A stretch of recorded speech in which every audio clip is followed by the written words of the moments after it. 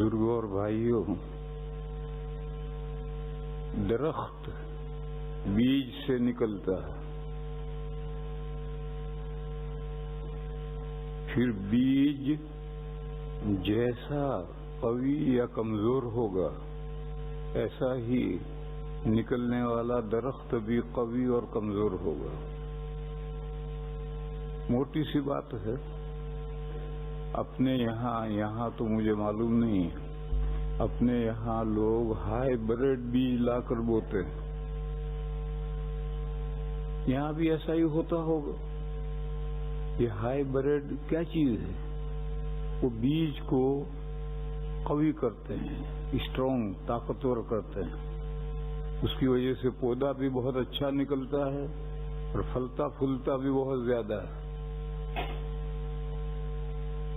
لہذا اس قاعدے کو سمجھنے میں کوئی پریشانی نہیں کہ درخت بیج سے نکلتا ہے، اور بیج طاقتور ہوگا، اسٹرانگ ہوگا یا ویک ہوگا، کمزور ہوگا، ویسا ہی درخت نکلے گا۔ اس قاعدے کے مطابق سمجھنا چاہیے کہ دین اسلام دو چیزوں کا مجموعہ ہے، بیج کا اور بیج سے ظاہر ہونے والے درخت کا۔ بس بیج جتنا قوی ہوگا اتنا درخت قوی اور پھلے گا، پھولے گا، اور بیج کمزور رہے گا تو درخت نکلنے والا ناتواں کمزور ہوگا اور پھلے گا پھولے گا بھی زیادہ نہیں۔ یہ موٹی سی بات ہے۔ اللہ نے جو ارشاد فرمایا تھا، ان الدین عند اللہ الاسلام، اللہ کے یہاں سے جب بھی اللہ نے کسی نبی پر دین نازل کیا ہے تو وہ اسلام ہی نازل کیا ہے۔ اسلام کے علاوہ اللہ کے یہاں کوئی دین ہے ہی نہیں، جو اللہ کے یہاں دین ہے وہی نازل ہوتا ہے۔ اور یہ جو دنیا میں مختلف ادیان، ریلیجنز پائے جاتے ہیں، وہ یا تو اللہ کے دین کی بگاڑی ہوئی شکل ہے یا لوگوں کی گھڑی ہوئی شکل ہے۔ بعض دھرم لوگوں نے گھڑے ہیں، جیسے آج سے 500، 600، 700 سال پہلے گرو نانک پیدا ہوئے، انہوں نے سکھ پنتھ گھڑا، اور گرو گرنتھ ان کی مذہب کی کتاب ہے، وہاں سے یہ سکھ ازم شروع ہوا۔ تو اب نبی پاک صلی اللہ تعالی علیہ وسلم کے بعد تو کوئی اسلام نازل ہوا ہی نہیں، پھر یہ سکھوں کا مذہب کہاں سے آیا؟ گھڑا۔ اور یہ تو میں نے مثال دی، وہ مثال جو بہت دور چلی گئی، اور دوسری مثال لو، قادیانی۔ ابھی 100-150 سال پہلے ایک بندہ پیدا ہوا پنجاب میں، امرتسر کے علاقے میں ایک بندہ، قادیان ایک گاؤں کا نام ہے، گاؤں نہیں، یہ قصبہ ہے، بڑا قصبہ ہے قادیان۔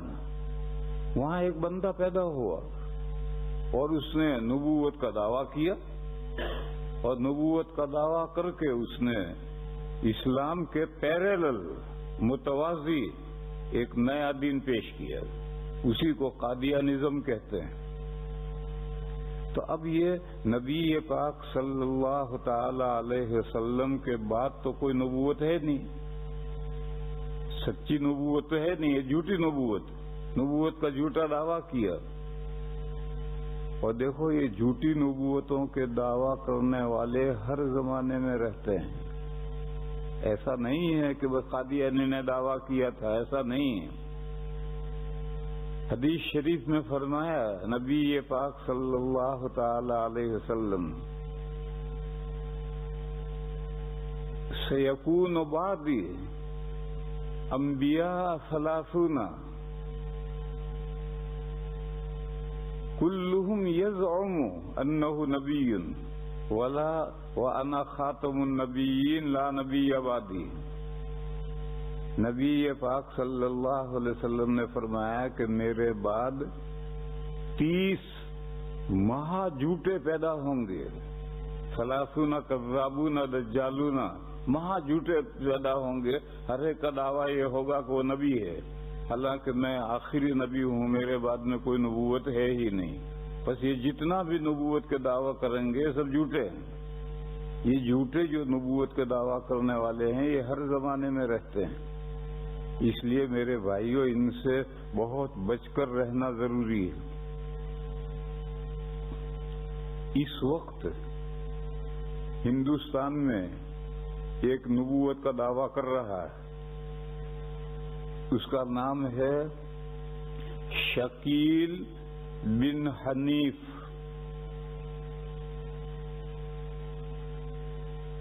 اور وہ بہت دنوں تک مرکز نظام الدین میں رہا ہے، تبلیغ کا آدمی تھا، پھر وہاں سے وہ گمراہ ہوا اور اب وہ نبوت کا دعویٰ کر رہا ہے۔ اور پاکستان میں ایک دوسرا نبی کھڑا ہوا ہے، اس کا نام ہے غامدی، اس نے بھی دعویٰ کر رکھا میں نبی ہوں۔ اور اگر پوری دنیا کا جائزہ لوگے تو ہر ملک میں آپ کو کوئی جھوٹا نبی ملے گا۔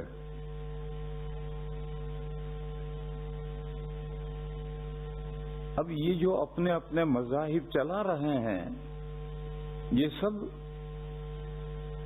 گڑھے ہوئے مذاہب ہیں، اور کچھ دھرم وہ ہیں جو اللہ کے یہاں سے نازل شدہ اسلام تھا، اس کو لوگوں نے بگاڑ دیا۔ جب لوگوں نے حلیہ بگاڑ دیا تو اب وہ اللہ کا دین کہاں رہا؟ یہ تو اب لوگوں کا گڑا ہوا دین ہو گیا۔ اس کی مثال لو، ہمارے اندر شیعہ، بریلوی، یہ وہ دو مذاہب ہیں جو اسلام کی بگاڑے ہوئے ایڈیشن ہیں۔ یہ جو شیعیت ہے وہ اسلام تھوڑی ہے، مگر وہ کہتے ہیں کہ نہیں یہی اسلام ہے، یعنی انہوں نے اسلام کی شکل بگاڑ دی ہے، اور شکل بگاڑ کر کے انہوں نے دعویٰ کر دیا کہ یہی اسلام ہے۔ یہی حال بریلیوں کا ہے، وہ کہتے ہیں ہم مسلمان ہیں، ہم جو بات پیش کرتے ہیں وہ اسلام ہے، حالانکہ وہ اسلام نہیں ہے، انہوں نے اسلام کو بگاڑ کر کے پیش کیا ہے، اس کا نام ہے اسلام۔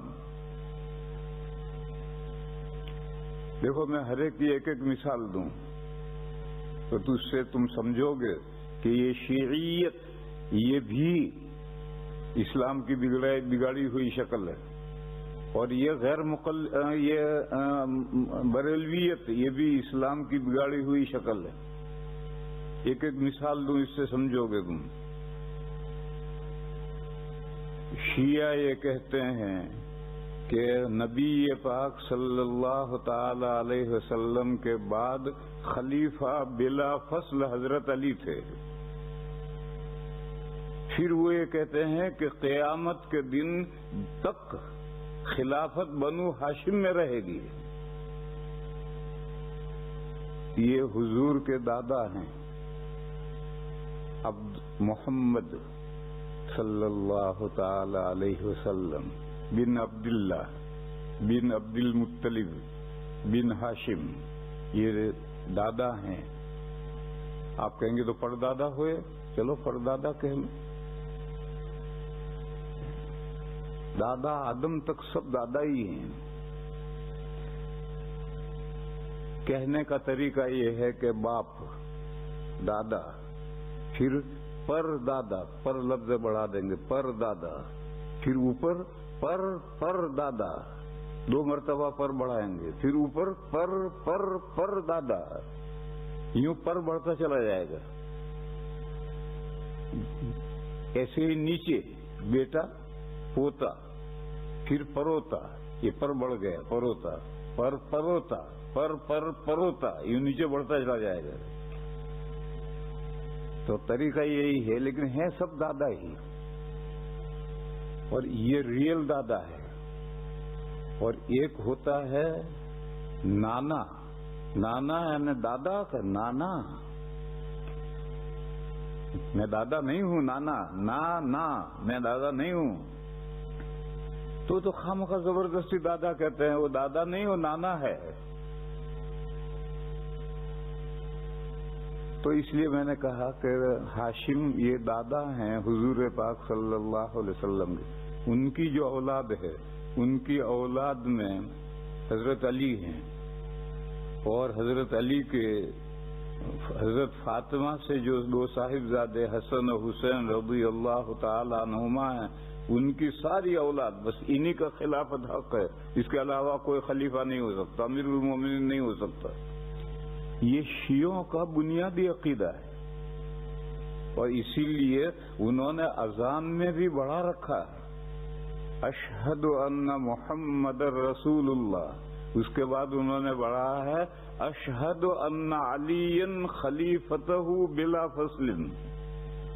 میں اس کی گواہی دیتا ہوں یعنی قسم کھا کر کہتا ہوں کہ نبی پاک صلی اللہ تعالی علیہ وسلم کے بعد بلا فصل خلیفہ حضرت علی. یہ ان کا ایک عقیدہ ہے، یہ عقیدہ. اور دوسری طرف اسلام یہ کہتا ہے کہ اسلام عالمگیر مذہب ہے، پوری دنیا کے لیے اسلام آیا ہے. یہ سبھی قرآن کریم میں بے شمار دلائل ہیں. وما ارسلناک الا کافۃ للناس. ہم نے آپ کو سارے جہانوں کے لیے بھیجا ہے. جب سارے جہانوں کے لیے بھیجا ہے تو ساری دنیا میں امیر المومنین ہاشم کہاں سے لاؤ گے؟ دنیا میں تو سینکڑوں ملک ہیں، اور ہو سکتا ہے کہ کسی ملک میں کوئی ہاشمی ہو ہی نہ، اور امیر المومنین ہاشمی ہو سکتا ہے. تو کیسے ہو جائے گا؟ یا تو اسلام عالمگیر مذہب نہیں ہے، یا تمہارا یہ عقیدہ غلط ہے. یہ دونوں باتیں جمع نہیں ہو سکتی. اگر اسلام عالمگیر مذہب ہے، تمام انسانوں کے لیے ہے، تو پھر کسی خاص نسل کا امیر المومنین نہیں ہوگا. امیر المومنین جہاں جو بھی حکومت سنبھالنے کے قابل ہے وہ امیر المومنین ہوگا. تو اب دو باتیں، ایک طرف تو کہتے ہیں کہ اسلام عالمگیر مذہب ہے ساری دنیا کے انسانوں کے لیے، اور پھر کہتے ہیں کہ خلیفہ بلا فصل حضرت علی پھر ان کی اولاد ہے، ان کی اولاد کے علاوہ کوئی دوسرا خلیفہ نہیں ہو سکتا. یہ ایک مثال ہے جس سے سمجھ میں آتا ہے کہ اسلام سے ان کا کوئی دور کا بھی واسطہ اور تعلق نہیں. ان کے بہت عقائد ہیں، میں ان میں سے ایک مثال کے طور پر ایک عقیدہ بتا رہا. بریلویوں کا عقیدہ، وہ کہتے ہیں لا الہ الا اللہ محمد الرسول اللہ. کلمے کے یہ دو جز ہیں. اس دو جز کا مطلب یہ کہ اللہ اکیلے معبود برحق ہیں، اور محمد صلی اللہ تعالی علیہ وسلم اللہ کے بندے ہیں، میسنجر ہیں، اللہ کے احکام ہم تک پہنچانے والے ہیں. جبھی تو کلمے کے دو جز ہیں. اور اگر دو جز ایک ہی جز ہوتا تو پھر دو کلمے کیوں ہیں؟ لا الہ الا اللہ محمد الرسول اللہ. اللہ کے میسنجر ہیں، انسان ہیں اور اللہ کے میسنجر ہیں. اب بریلوی کیا کہتے ہیں؟ جتنا علم اللہ تعالیٰ کا ہے وہ سارا علم حضور کا ہے. پھر لا الہ الا اللہ اور محمد رسول اللہ میں فرق کہاں رہ گئے؟ خیریت ہونا نا. یہاں جاؤ، تشریف لاؤ، آ جاؤ، ادھر آ جاؤ.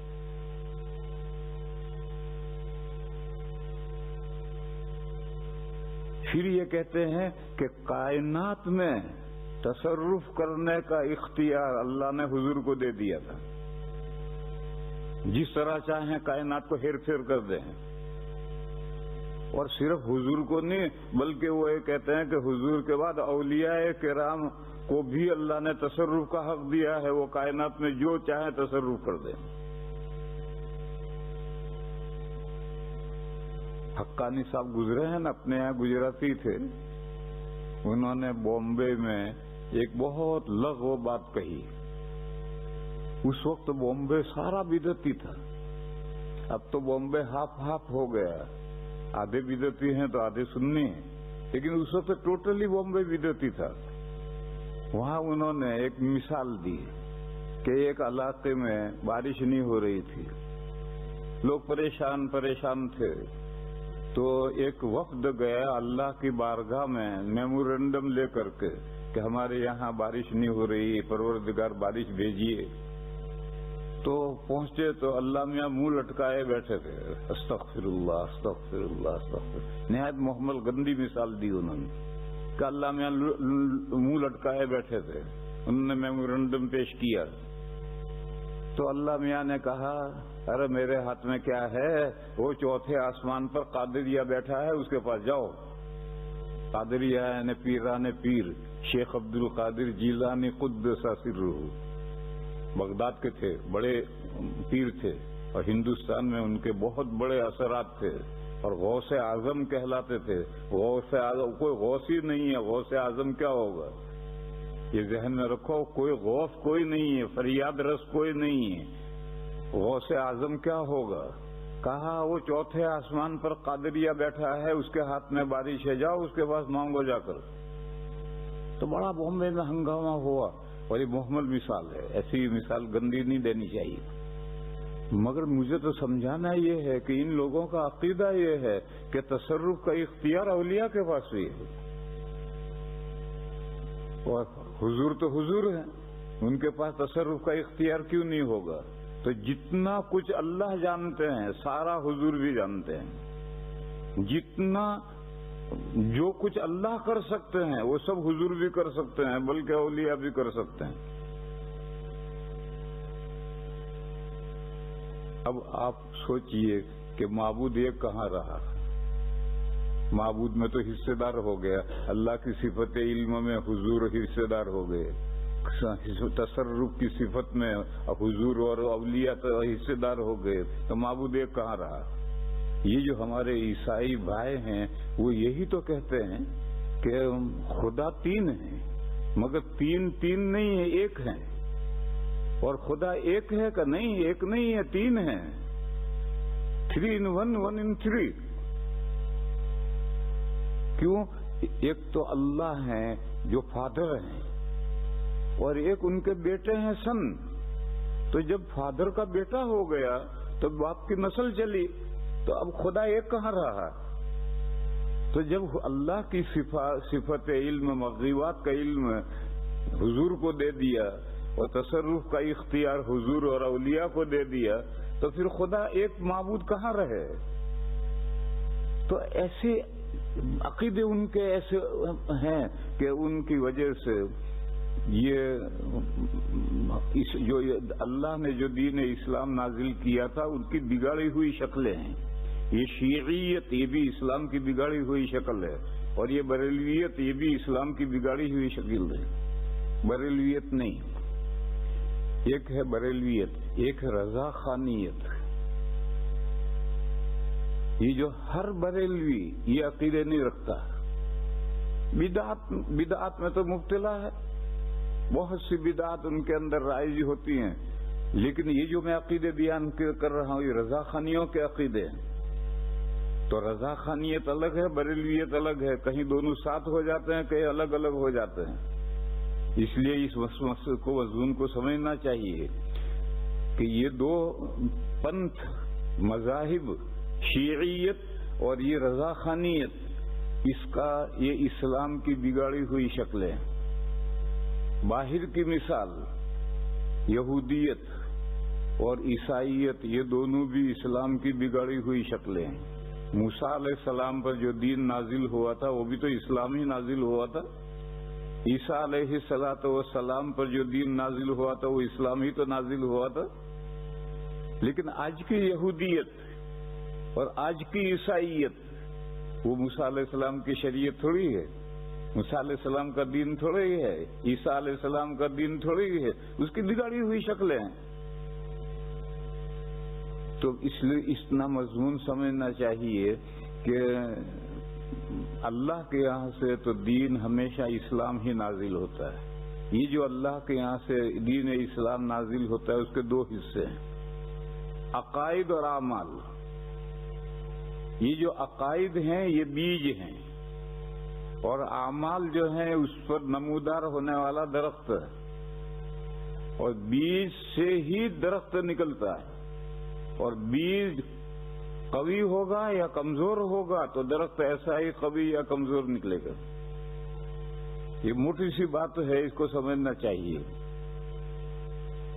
اب سب سے پہلی محنت بیج پر ہونی چاہیے۔ کھیت میں کپاس بونا ہے، باجرہ بونا ہے، جوار بونی ہے، گیہوں بونا ہے تو ہائی بریڈ بیج لاؤ، اور بڑا مہنگا ملتا ہے، مہنگی قیمت پر دے کر کے ہائی بریڈ بیج لاؤ اور لا کر کے اس کو بو تو فصل شاندار تیار ہوگی۔ لہذا ہماری سب سے پہلی محنت عقائد پر ہونی چاہیے۔ اگر عقائد صحیح ہوں گے تو درخت صحیح نکلے گا، اور عقائد ٹیڑھے ہوں گے تو درخت بھی ٹیڑھا نکلے گا۔ ٹیڑھے عقائد کی، ٹیڑھے درخت کی مثال دوں، کبھی بچہ پیدا ہوتا ہے اس کی 6 انگلیاں ہیں، کبھی بچہ پیدا ہوتا ہے اس کی 4 انگلیاں ہیں، 1 انگلی ہے ہی نہیں۔ کیا وجہ ہوتی اس کی؟ حضرت شاہ ولی اللہ صاحب علیہ الرحمٰن نے حجت اللہ میں لکھا ہے کہ مادہ نے احکام 9 کی خلاف ورزی کی۔ ماں کے پیٹ میں جو 2 مادے نطفے پہنچتے ہیں یہ مادہ ہے، اور 9 یعنی انسان ایسا بننا چاہیے، مگر اس مادے نے کہا نہیں میں ایسا نہیں بناتا، میں تو 6 انگلیوں والا انسان بناؤں گا، 4 انگلیوں والا میں انسان بناؤں گا۔ تو مادہ کبھی 9 کے احکام کی خلاف ورزی کرتا ہے۔ تو اسی طریقے پر درخت جو بیج میں سے نکلا اس نے بیج کے احکام کی خلاف ورزی کی، لیکن اگر 9 کے احکام کی اطاعت کرے تو پھر جیسا درخت بیج ہے ویسا ہی درخت نکلے گا۔ اس لیے میرے بھائیوں سب سے پہلی محنت بیج پر ہونی چاہیے، عقائد پر ہونی چاہیے۔ جتنے صحیح اور مضبوط عقائد ہوں گے اتنا ہی بیج نکلے گا شاندار۔ بیج ہم ہائی بریڈ بنانا چاہتے ہیں، کیسے بنائیں؟ ایک ہی طریقہ ہے۔ اللہ کے نیک بندے 4 ہیں، انبیاء، صدیقین، شہداء اور صالحین۔ قرآن کریم میں سورہ یونس میں ان 4 بندوں کا ذکر آیا ہے کہ اللہ کے مقبول بندے یہ ہیں، انبیاء، صدیقین، شہداء، صالحین۔ ان میں سے انبیاء یہ رینج ختم، آخری نبی آ گئے، خاتم النبیین آ گئے، خاتم المرسلین نہیں، خاتم النبیین آ گئے۔ اب نہ کوئی چھوٹا نبی آنے والا ہے، نہ کوئی نیا نبی آنے والا ہے، تو آخری نبی آ گئے۔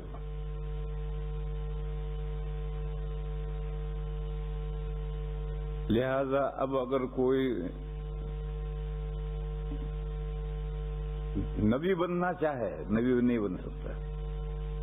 اگر بننے کی زبردستی کوشش کرے گا تو وہ متنبی ہوگا، جھوٹا نبی ہوگا، سچا نبی نہیں بن سکتا۔ البتہ آگے کی جو 3 رینج ہیں یہ تینوں موجود ہیں، صدیقین، شہداء اور صالحین۔ یہ تینوں رینج آج بھی موجود ہیں، باقی ہیں۔ آپ کا جی چاہے صالح بن جاؤ، صالح سے ترقی کر کے شہید بن جاؤ، شہید سے ترقی کر کے صدیق بن جاؤ، بس یہیں تک رک جاؤ، پھر آگے نہیں جا سکتے۔ اور یہ تینوں رینج یہ نبی کے پرتو ہیں، نبی اب نہیں ہیں لیکن نبی کے یہ تینوں رینج نبی کے پرتو ہیں۔ پرتو فوکس ڈالتے ہیں وہ پرتو کہلاتا ہے۔ تو یہ تینوں صدیقین بھی، شہداء بھی، صالحین بھی، یہ اب نبی کے پرتو ہیں۔ پرتو کی مثال سمجھو، انبیاء کرام علیہم الصلاۃ والسلام کے ہاتھ سے جو خارق عادت معجزات ظاہر ہوتے ہیں عادت کے خلاف، ایک کٹورا پانی ہے، ایک آدمی کی پیاس بجھے گی، حضور اس میں ہاتھ رکھ دیتے تھے تو اتنا پانی بڑھ جاتا تھا کہ 300 آدمی پی لیتے تھے۔ یہ خرق عادت ہے، ایک کٹورا پانی سے ایک ہی تو آدمی کی پیاس بجھے گی، 300 آدمیوں کی پیاس بجھ گئی۔ اور کبھی ایسا بھی ہوتا تھا کہ دعا پڑھ کر کے پانی پکھال میں ڈالا، ہاتھ بھی نہیں رکھا کہ اتنا پانی نکلا کہ سارا لشکر سیراب ہو گیا، اور پھر بھی پکھال ایسے معلوم ہوتی تھی کہ پہلے زیادہ بھری ہوئی تھی یا اب زیادہ بھری ہوئی۔ یہ جو خرق عادت ہے یہ معجزہ کہلاتی، معجزہ یعنی عاجز کرنے والی نشانی ہے۔ اور اولیاء کرام کے ہاتھ سے، اللہ کے نیک بندوں کے ہاتھ سے اس طرح کا جو خرق عادت ہوتا ہے وہ کرامت کہلاتی ہے۔ آپ لوگوں نے سنا ہوگا کرامت کرامت کرامت کرامت، یہ کرامتیں کہلاتی۔ یہ جو کرامتیں ہیں یہ نبی کا پرتو ہیں، اسی لیے کتابوں میں لکھا ہے کہ ولی کی کرامت نبی کا معجزہ ہوتی ہے۔ بھئی ولی کے ہاتھ سے کرامت ظاہر ہوئی، وہ نبی کا معجزہ کیسے ہو گیا؟ وہ اس طرح ہو گیا کہ یہ جو اولیاء کے ہاتھ سے کرامتیں ظاہر ہوتی ہیں وہ فوکس ہوتا ہے انبیاء کا۔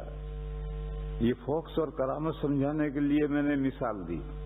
اسی طریقے پر سمجھاؤ کہ صدیقین کا درجہ ہے، شہداء کا درجہ ہے، صالحین کا درجہ ہے، یہ نبی پاک صلی اللہ علیہ وسلم کا فوکس ہے، پرتو ہے۔ اگر حضور دنیا میں یا کوئی بھی نبی دنیا میں موجود ہوتے تو فوکس کی ضرورت نہیں تھی۔ اس دلیل ہے اس بات کی کہ اب نبی نہیں رہے، نبی پردہ کر گئے، اور وہیں سے پردے میں سے فوکس ڈالتے ہیں، اور اس فوکس سے اللہ تعالی صدیقین بھی کھڑے کرتے ہیں، شہداء بھی کھڑے کرتے ہیں، صالحین بھی کھڑے کرتے ہیں، اور اللہ کے دین کی گاڑی گھسیٹتے رہتے ہیں اور چلتی رہتی ہے، ہر کام بنتا رہتا ہے۔ بہرحال یہ 3 جو مرتبے ہیں رینج، یہ 3 مرتبے آج بھی موجود ہیں۔ لہذا ان 3 مرتبوں میں سے جس مرتبے میں چاہو فائز ہو جاؤ۔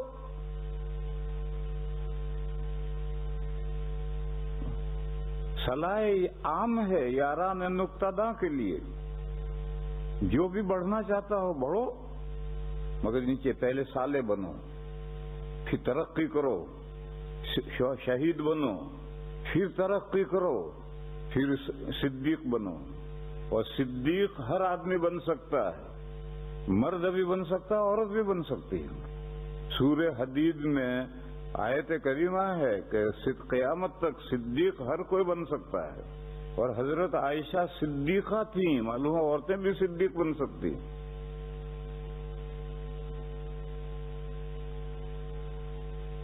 صدیق کون بنتا ہے؟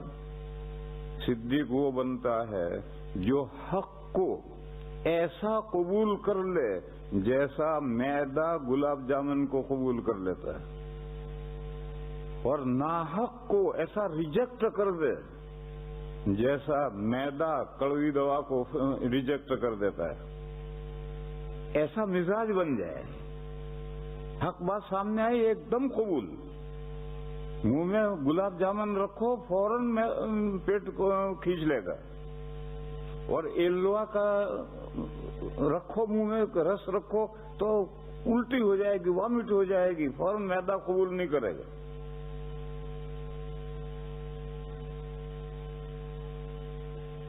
جیسے دریا میں جوار بھاٹا آتا ہے، جس زمانے میں بڑی خوب بارش ہوئی ہے اور تاپتی میں اور نرمدا میں بے حساب پانی آ رہا ہے، اور سمندر بھی پانی واپس پھینک رہا ہے، تو پیچھے سیلاب آ جائے گا، کیونکہ سمندر پانی قبول ہی نہیں کر رہا، وہ تو خود ہی اپنا پانی پیچھے جذب کر رہا ہے۔ جس زمانے میں دریا کا پانی اتر رہا ہو، اب بارش کا ندی کا پانی سیلاب آئے گا تو دریا سارا لے لے گا اور پیچھے کوئی نہیں آئے گا۔ اسی طریقے پر میدا فوراً گلاب جامن کو قبول کرتا ہے اور ریلوے کو پھینک دیتا ہے۔ اسی طریقے پر آدمی کا دینی مزاج ایسا بن جائے کہ حق بات آئے تو فوراً قبول کر لے اور غلط بات آئے تو اس کو فوراً ریجیکٹ کر دے. نبی پاک صلی اللہ تعالی علیہ وسلم معراج میں سے ہو کر تشریف لائے. نبی پاک صلی اللہ علیہ وسلم نے مشرکین مکہ کے سامنے بیان کیا کہ آج میں معراج میں گیا. معراج کے معنی ہیں سیڑھی. سیڑھی ہر زمانے کی الگ ہوتی ہے. حضور کے زمانے میں سیڑھی تھی، ایک پانتی پر پیر رکھو، دوسری پر رکھو، تیسری پر رکھو، چوتھی پر رکھو. اب سیڑھی لفٹ آ گئی، بٹن دباؤ اور فوراً کہیں سے کہیں پہنچ گئے. اور بعض لفٹ تو اتنی فاسٹ جاتی ہیں کہ سیکنڈوں میں کہیں سے کہیں پہنچا دیتی ہیں. تو حضور پاک صلی اللہ تعالی علیہ وسلم کے لیے جو سیڑھی رکھی گئی تھی، مکے سے بیت المقدس تک تو براق پر گئے. ایک جانور دوسری دنیا میں سے لایا گیا تھا، اور حدیث میں یہ ہے کہ وہ اپنا پیر رکھتا تھا جہاں تک نظر پہنچے وہاں تک پیر رکھتا تھا. تو کتنا فاسٹ گیا ہوگا مکے سے بیت المقدس، کتنا فاسٹ گیا ہوگا. ہم بیٹھے ہیں، ہماری نظر وہاں پڑی، کم سے کم 10-12 میل تو نظر پڑتی ہے. وہ پیر اتنا 12 میل رکھتا تھا. یعنی اس جانور کی نگاہ نہیں، سوار کی نگاہ جہاں تک پڑ رہی ہے وہ پیر وہاں تک رکھا. تو مکے سے بیت المقدس کتنی دیر میں پہنچے ہوں گے آپ اندازہ کرو اس سے. یہ تو حدیث شریف میں مضمون آیا ہے کہ وہ جانور جو تھا براق، وہ اپنے منتہائے نظر پر پیر رکھتا تھا. خیر وہاں تشریف لے گئے.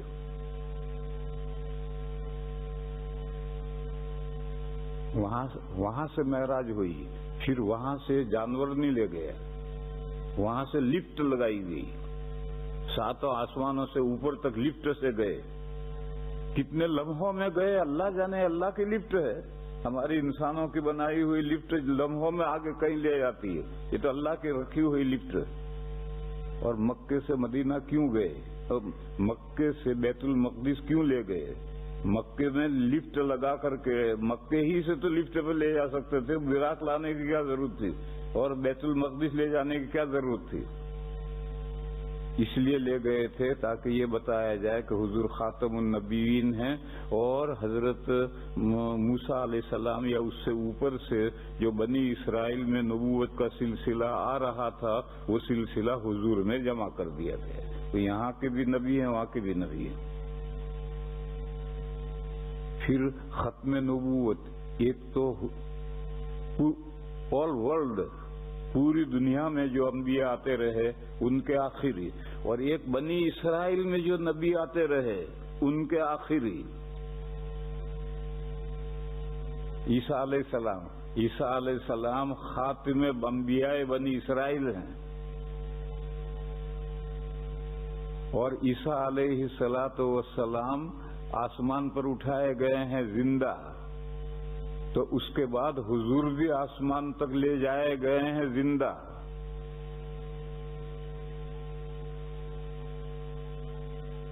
تو جواب کا جواب الجواب ہو گیا. اگر یہ خاتم النبیین زندہ آسمان پر گئے ہیں تو یہ جو خاتم الکل ہیں یہ بھی اسی جگہ سے جہاں سے پہلے نبی آسمان پر زندہ گئے ہیں، وہیں سے یہ نبی بھی آسمان پر زندہ گئے ہیں. تو حضور پاک صلی اللہ تعالی علیہ وسلم خاتم الکل ہیں. یہ واضح کرنے کے لیے بیت اللہ سے، مکے سے بیت المقدس لے جائے گے. پھر ایک واقعہ پیش آیا ہے، وہ اللہ جانے معراج میں چڑھنے سے پہلے پیش آیا ہے یا اترنے کے بعد پیش آیا ہے. اس میں بڑا اختلاف ہے، ہمیں اسی اختلاف میں کوئی غور کرنے کی ضرورت نہیں. وہ یہ ہے کہ تمام انبیاء بیت المقدس میں آئے تھے، اور نبی پاک صلی اللہ تعالی علیہ وسلم نے سب کو 2 رکعت نماز پڑھائی تھی، امامت کی تھی. اگر یہ معراج میں جانے سے پہلے پیش آیا ہے تو ٹھیک ہے، اور معراج سے واپسی میں پیش آیا ہے تو ٹھیک ہے. بہرحال امام الانبیاء حضور ہیں. یہ چند چیزیں اشارہ کرنے کے لیے حضور کو مکے سے بیت المقدس لے گئے. وہاں حضور نے تمام انبیاء کی جمع کی. وہاں سے عیسیٰ علیہ السلام اٹھائے گئے ہیں تو وہیں سے حضور بھی بلائے گئے. اور وہیں انبیاء بنی اسرائیل کا آخری پیغمبر آیا ہے تو تمام نبیوں کے آخری پیغمبر بھی تشریف لائے ہیں ان مختلف حکمتوں سے. دیکھو یہاں رک کر ایک مسئلہ سمجھو. اللہ نے اپنی دو قدرتیں دکھائی.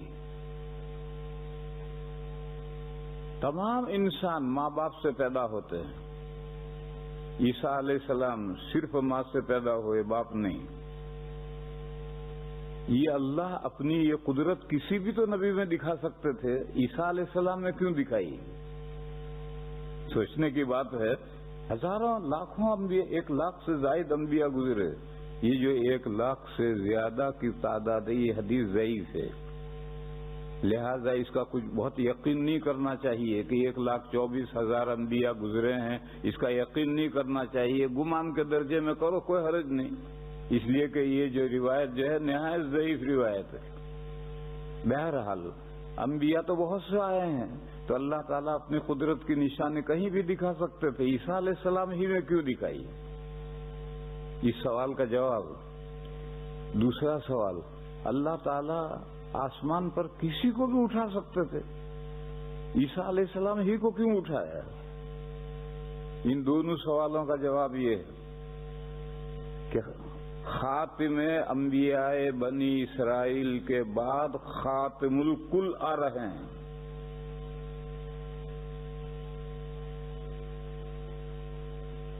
اس وقت جب خاتم الکل آئیں گے اور دعویٰ کریں گے کہ میں آخری نبی ہوں، تمام نبیوں کا سلسلہ بند آخری پیغمبر میں ہوں، تو اب یہ بات شاید انسانوں کی سمجھ میں نہ آئے کہ ماں باپ سے جو بچہ پیدا ہوتا تھا وہ صرف ماں میں کیسے سمٹ آئے گا؟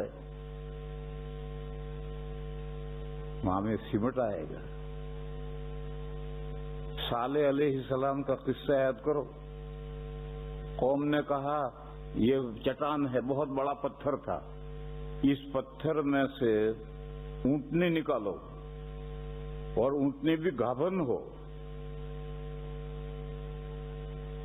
صالح علیہ السلام نے دعا کی، چٹان پھٹی اور اندر سے اونٹنی نکلی اور گابھن نکلی اور حمل کے دن پورے ہو گئے تھے اور باہر آ کر بیٹھی اور بیٹھ کر بچہ دیا سب کے سامنے. تو پتھر میں سے اونٹنی گابھن نکلی، تو اس کا مطلب اندر اونٹ ہے. اونٹ کے بغیر کیسے گابھن ہوئی؟ اب اس کی شکل کیا ہوئی اللہ بہتر جانتے ہیں، لیکن یہ تو ماننا ہی پڑے گا کہ گابھن اونٹنی نکلی ہے تو اندر اونٹ ہے جبھی تو گابھن ہوئی. تو یہ اشارہ کیا کہ اندر سے اونٹنی ہی نہیں، اونٹنی کے پورا ریوڑ ہے اندر، اونٹ بھی اندر ہیں. اسی طریقے پر اللہ نے صرف عورت سے عیسیٰ علیہ السلام کو پیدا کیا. اس کا مطلب یہ ہے کہ حضرت مریم کے اندر اللہ تعالیٰ نے رجولیت کی بھی صلاحیت رکھی تھی. عورت میں انوثیت کی صلاحیت ہوتی ہے، لیکن اگر اللہ چاہے تو عورت کے اندر رجولیت کی صلاحیت بھی رکھ دیں. تو یہ نشانی بنی ختم نبوت کلی کی کہ دو مادی سلسلے جو دو سے چلے آ رہے تھے اللہ چاہیں تو ایک میں جمع کر سکتے ہیں. اسی طریقے پر دنیا میں مختلف قومیں ہوئی اور مختلف قوموں میں مختلف انبیاء آتے رہے، لیکن اللہ چاہیں تو وہ ایک کے جمع کر سکتے ہیں. کیسے؟ جیسے دو مرد اور عورت سے بچے پیدا ہوتے ہوتے آ رہے تھے، اللہ نے یہ صلاحیت حضرت مریم میں دونوں صلاحیتیں جمع کر دی اور ان سے حضرت عیسیٰ علیہ السلام پیدا ہو گئے. تو تمام دنیا میں جو مختلف نبوتیں چل رہی تھی وہ اگر حضور میں جمع کر دی جائے تو اس میں تعجب کی کیا بات ہے؟ اس لیے یہ قدرت اللہ نے عیسیٰ علیہ السلام کو دکھائی، کیونکہ عیسیٰ علیہ السلام کے بعد تقریباً 600 سال کے بعد حضور آئے ہیں. 600 سال کا عرصہ کوئی لمبا نہیں. پھر نبی پاک صلی اللہ تعالی علیہ وسلم کو معراج میں بلایا جائے گا، آسمانوں کے اوپر بلایا جائے گا. کیوں بلایا جائے گا؟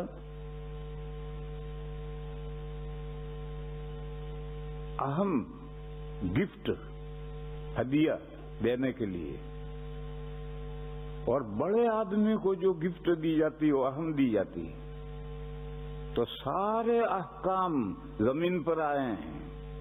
نماز کی فرضیت آسمانوں پر بلا کر دی اور حضور کو دیے. دوسرے انبیاء کے یہاں بھی نمازیں تھیں مگر 5 کسی کے یہاں نہیں تھی. تو 5 نمازوں کا گفٹ ہدیہ حضور کو دیا گیا ہے آسمانوں پر بلا کر. تو قاعدہ جاری کرو، اہم چیز اہم نبی کو دی جاتی ہے اور اہم نبی کو اہم چیز دی جاتی ہے. تو گزشتہ کسی نبی کو 5 نمازیں نہیں دی گئی، حضور ہی کو دی گئی ہے. اس میں حضور کی اہمیت ظاہر ہوتی ہے. اور وہ یہاں زمین پر احکام حکم نہیں بھیجا، آسمانوں کے اوپر اپنی بارگاہ میں بلا کر کے حکم دیا. بہرحال اس مصلحت سے نمازوں کی فرضیت کے تعلق سے دیکھو، نمازیں تو فرض تھی شروع اسلام سے، لیکن 2 نمازیں تھی صرف. 5 نمازیں معراج میں ہوئی. گزشتہ انبیاء پر بھی نمازیں تھی لیکن 5 کسی پر نہیں تھی. اسلام میں بھی 2 نمازیں فرض تھی، 5 نہیں تھی. 5 نمازیں تو معراج میں بلا کر کے پھر 5 دی گئی. تو اب حضور کو بے جسد ہی اپنے جسم مبارک کے ساتھ آسمانوں پر بلایا جائے گا. اور یہ جو فلاسفہ کہتے ہیں کہ آسمان میں خرق و التیام نہیں ہوتا، آسمان پھٹ جائے پھر جڑ جائے، ایسا نہیں ہوتا ہے. ہر روز ہوتا ہے. آسمان کی طرف دیکھتے رہو، بادل آتے ہیں، الگ الگ بادل ہوتے ہیں، پھر مل کر ایک بادل ہو جاتے. کل ما علیک فہو سماء، جو تمہارے اوپر ہے وہ سما ہے. تو بادل بھی تو ہمارے اوپر ہیں، وہ بھی سما ہے. اور ہم برابر دیکھتے ہیں کہ ایک بادل ہے، دوسرا بادل الگ الگ ہے، ملتے ملتے ایک ہو کر کے ایک بادل ہو گئے. تو کس نے کہا کہ آسمانوں میں خرق و التیام نہیں ہوتا؟ پھٹتے بھی ہیں، ملتے بھی ہیں. اور پھٹنے کا ذکر قیامت والی حدیثوں میں ہے کہ آسمان پھٹے گا اور فرشتے کناروں پر چلے جائیں گے. بہرحال یہ جو فلاسفہ پاگل کہتے ہیں کہ آسمانوں میں خرق و التیام نہیں ہوتا ہے، یہ سب بیکار باتیں ہیں. سب ہوتا ہے. اور ہم برابر اپنی آنکھوں سے دیکھتے ہیں کہ بادل پھٹ کر 1 کے 2 ہو گئے اور بادل 2 کے مل کر 1 ہو گئے. سب خرق بھی ہوتا ہے، التیام بھی ہوتا ہے. تو اس لیے نبی پاک صلی اللہ علیہ وسلم کو آسمانوں پر بلانا ہے اہم حکم دینے کے لیے. اس لیے حضور سے جسٹ کلوز، بالکل متصل جو پیغمبر تھے ان کو آسمانوں پر زندہ اٹھایا گیا تاکہ یہ دلیل بنے. 600 سال پرانا واقعہ کوئی بہت پرانا واقعہ نہیں ہوتا ہے. تو حضرت عیسیٰ علیہ السلام ہی کو آسمانوں پر کیوں اٹھایا گیا؟ تاکہ ان کا آسمانوں پر اٹھایا جانا حضور کے معراج کے لیے نشانی بنے. خیر بات میرے بھائیوں پھیلتی چلی گئی، کہیں سے کہیں بات چلی گئی. اصل مضمون تو جو میں بیان کر رہا تھا وہ تو شروع ہی نہیں ہوا. وہ مضمون کیا بیان کر رہا تھا کہ عقائد بیج ہیں اور اعمال اس سے نمودار ہونے والا درخت ہے. اور بیج جتنا قوی ہوگا اتنا درخت شاندار ہوگا، قوی ہوگا. اور جتنا بیج کمزور ہوگا اتنے اعمال سست ہوں گے، اعمال کمزور ہوں گے. پھر بیج چھوٹا سا ہوتا ہے اور درخت بہت بڑا ہوتا ہے. دیکھو املی کا بیج لے لو، املی کا بیج ذرا سا ہے، وہ دو. اب جو املی کا درخت ہوا تو 4 دانگ عالم پھیلا ہوا ہے. تو بیج ہمیشہ چھوٹا ہوتا ہے اور اس پر جو درخت نمودار ہوتا ہے وہ بڑا ہوتا ہے. مرچی کا بیج ذرا سا، وہ دو، بڑا سا پودا نکل آئے گا مرچی کا. اس لیے میرے بھائیوں عقائد تھوڑے سے ہوں گے اور اعمال اسلام پھیلے ہوئے بڑے لمبا درخت ہوگا. حدیث شریف میں فرمایا گیا الاسلام بضع و 70 شعبہ. اسلام کا جو درخت ہے اس پر برانچز شاخیں 70 سے بھی زیادہ ہیں اور بیج ذرا سا ہے. وہ ذرا سا بیج کیا ہے؟ ایمان مفصل میں تعلیم الاسلام میں ہم نے پڑھا ہے کہ 7 عقیدے صحیح ہونے چاہیے. اگر 7 عقیدے صحیح ہیں تو اس پر جو اعمال اسلام نمودار ہوں گے، کتنا بھی تناور درخت بن جائے وہ صحیح درخت ہوگا. اور اگر وہ 7 عقیدے گڑبڑ ہیں تو پھر اوپر نکلنے والا نمودار ہونے والا درخت گڑبڑ ہے. یہی 7 عقیدے ایمان مفصل میں یاد کرائے جاتے ہیں. پھر ایمان مفصل کو اور شارٹ کیا تو ایمان مجمل بنا دیا.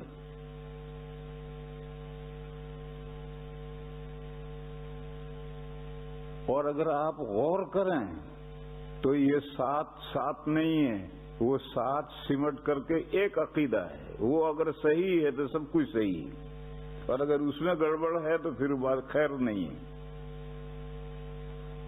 ایک حدیث شریف ہے، من کان آخر کلامہ لا الہ الا اللہ دخل الجنہ. جس کی زبان سے نکلی ہوئی آخری بات لا الہ الا اللہ اگر ہے تو دخل الجنہ، دیر سویر جنت میں جائے گا. اس حدیث کا عام طور پر مطلب لوگوں کے ذہنوں میں جو ہے وہ صحیح ہے مگر غلط ہے.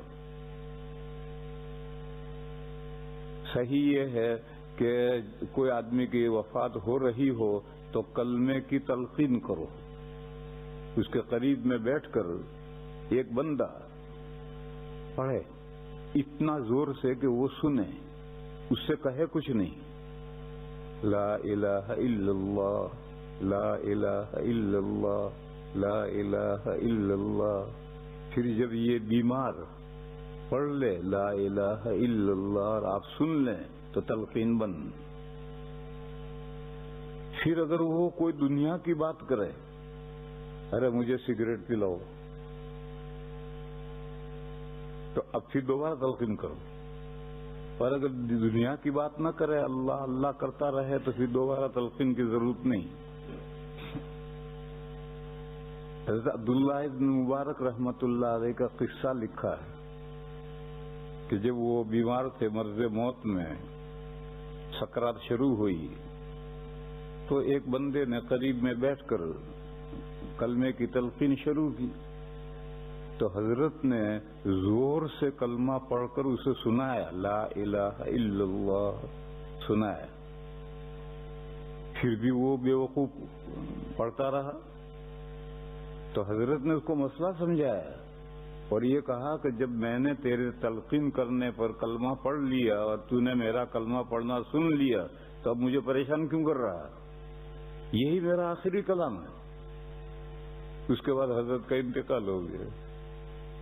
انتقال میں سکرات میں مسئلہ سمجھا رہے ہیں کہ میرا آخری کلام ہے، اب مجھے کیوں پریشان کر رہا ہے.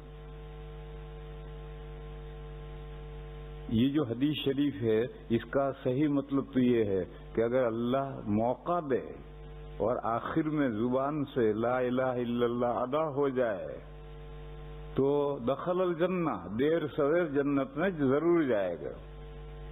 لیکن میرے بھائیوں اس کا یہی مطلب نہیں ہے.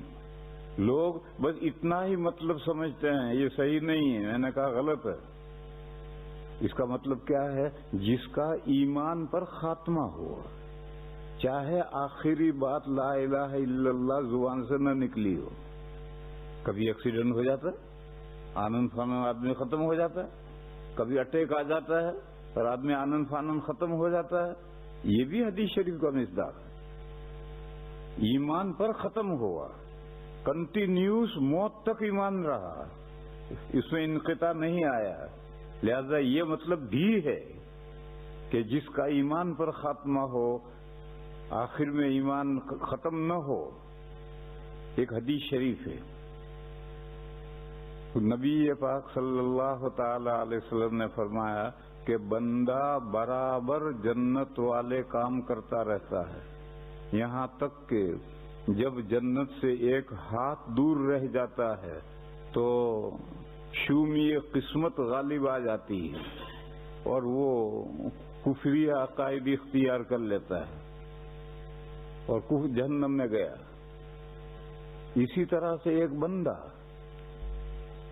زندگی بھر کفری اعمال کرتا رہا، جہنم سے ایک ہاتھ دور رہ گیا کہ قسمت کی خوبی غالب آتی ہے اور وہ کلمہ پڑھ لیتا ہے اور ایمان پر خاتمہ ہوتا ہے.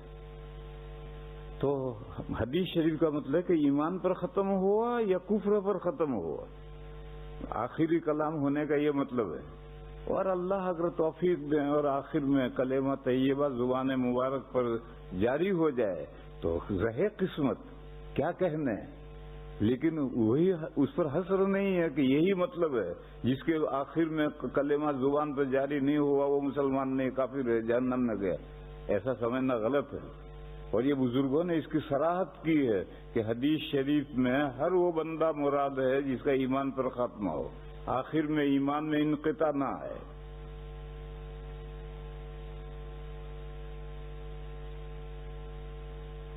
اس حدیث میں یہ ہے کہ لا الہ الا اللہ. تو لا الہ الا اللہ تو عیسائی بھی کہتے ہیں، عیسائی بھی لا الہ الا اللہ کہتے ہیں. ان کے ہر ڈالر پر لکھا ہوا ہے وی ٹرسٹ ان گاڈ، ہر ڈالر پر لکھ رکھا انہوں نے. اور یہ یہودی یہ بھی لا الہ الا اللہ کہتے ہیں. اس سے پہلے جب میں یہاں آیا تھا تو یہاں لندن میں ایک ربائی ہے جو پورے یورپ کا سب سے بڑا ربائی ہے. تو میرے دوستوں نے، یوسف بھائی کہیں تھے، یوسف بھائی نے پتہ نہیں کیا بھائی تھے، اور زکریا مالجی، انہوں نے اس سے وقت لیا ملاقات کا، اور میں اس سے ملاقات کرنے گیا اور 1 گھنٹہ میری اس سے گفتگو ہوئی. تو میں نے اس سے کہا کہ آپ اپنے عقائد مجھے لکھے ہوئے دیں. جب میں نے اسے وقت مانگا تھا، میں تو نہیں گیا تھا، ہمارے احباب گئے تھے، تو اس نے یہ کہا کہ میں ملاقات کرنے کے لیے تیار ہوں لیکن فلسطین کے مسئلے پر کوئی گفتگو مجھ سے نہ کی ہے. تو ہم نے کہا ہم فلسطین کے مسئلے پر ہمیں کیا گفتگو کرنی. بہرحال ہم نے مذہبی امور پر گفتگو کی. تو میں نے اس سے کہا کہ آپ اپنے عقائد لکھے ہوئے دیں. اس وقت تو اس نے نہیں دیے، لیکن بعد میں اس نے بھیجے میرے پاس. 13 عقیدے ہیں ان کے چھپے ہوئے انگریزی میں، وہ میرے پاس دیوبند میں رکھے ہیں. اس میں 6 عقیدے اللہ کے تعلق سے ہیں. ان عقیدوں میں اور ہمارے عقیدوں میں کوئی فرق نہیں. جو اللہ کے تعلق سے ہمارے عقیدے ہیں وہی سب عقیدے ان کے ہیں. اور 7 عقیدے محمد الرسول اللہ کے تعلق سے، وہ سارے عقیدے ہمارے ان کے مختلف ہیں. وہ آخری کتاب اللہ کی تورات کو مانتے ہیں، قرآن کو مانتے ہی نہیں. وہ آخری نبی حضرت موسیٰ علیہ السلام کو مانتے ہیں، اس سے پہلے اس سے آخری نبی کوئی مانتے ہی نہیں. اور ان کے یہاں انہوں نے لکھا ہے اس میں کہ یہود کا جیسس آنا ہے، یعنی یہودیوں کا عیسیٰ علیہ السلام آنے والے ہیں. اور جو عیسیٰ علیہ السلام آ کر گئے وہ تو ان کے نزدیک دجال تھے، اس کو تو انہوں نے سولی پر چڑھایا. اور جو حقیقی مسیح ہدایت ہے صاف لکھا ہے کہ یہود کا جیسس آنے والا ہے. تو جتنا اختلاف ہمارا ان کا ہے محمد رسول اللہ میں ہے، لا الہ الا اللہ میں تو کوئی اختلاف نہیں. اور یہ عیسائی جو کہتے ہیں وہ بھی لا الہ الا اللہ کہتے ہیں. وی ٹرسٹ ان گاڈ، سن کو نام نہیں لکھا، ہولی اسپرٹ کا نام نہیں لکھا، وی ٹرسٹ ان گاڈ ہر ڈالر پہ لکھ رکھا ہے. تو پھر ہمارے لا الہ الا اللہ میں ان کے لا الہ الا اللہ میں کیا فرق ہوا؟ ہمارا جو لا الہ الا اللہ ہے اس کے ساتھ انکلوڈ ہے محمد الرسول اللہ. ان کے لا الہ الا اللہ کے ساتھ انکلوڈ ہے موسیٰ رسول اللہ. ان کے انکلوڈ ہے عیسیٰ ابن اللہ. اب ہمارے کلمے مختلف ہو گئے، تو جس کلمے پر خاتمہ ہونے سے جنت ملے گی وہ کلمہ ہے جس لا الہ الا اللہ میں محمد الرسول اللہ انکلوڈ ہے. دوسرے عقیدے انکلوڈ ہیں، اس لا الہ الا اللہ پر جنت ملے گی. بہرحال ایک عقیدے سے دو عقیدے ہوئے، لا الہ الا اللہ محمد الرسول اللہ، یہ انکلوڈ ہے. جیسے انجن جاتا ہے دلی تو کئی ڈبے لے کر جاتا ہے، اکیلا تھوڑی جاتا ہے. تو یہ انجن ہے لا الہ الا اللہ، یہ ڈبہ لے جا رہا ہے محمد رسول اللہ. پھر اتنا ایک ہی ڈبہ نہیں، بہت سارے ڈبے. ایمان مجمل ایمان مفصل میں دو تو یہ اور 5 عقیدے اور جوڑے. انجن کے ساتھ ایک ڈبہ لگا، پھر 5 ڈبے اور لگے. اور تعلیم الاسلام میں جاؤ گے تو 26 عقیدے ہیں، یہ اور ڈبے لگے. اور بہشت زیور میں جاؤ گے تو 50 عقیدے ہیں، یہ سب اور ڈبے لگے. جب کوئلے والا انجن تھا تو 5-7 ڈبے لے کر جاتا تھا. اب جب ڈیزل کا انجن آ گیا اور اس کا بھی زمانہ گزر گیا اور الیکٹرک سٹی سے انجن چلنے لگے تو اتنی لمبی گاڑی ہو گئی کہ یہاں سے یہاں تک چلتے چلتے تھک جاؤ.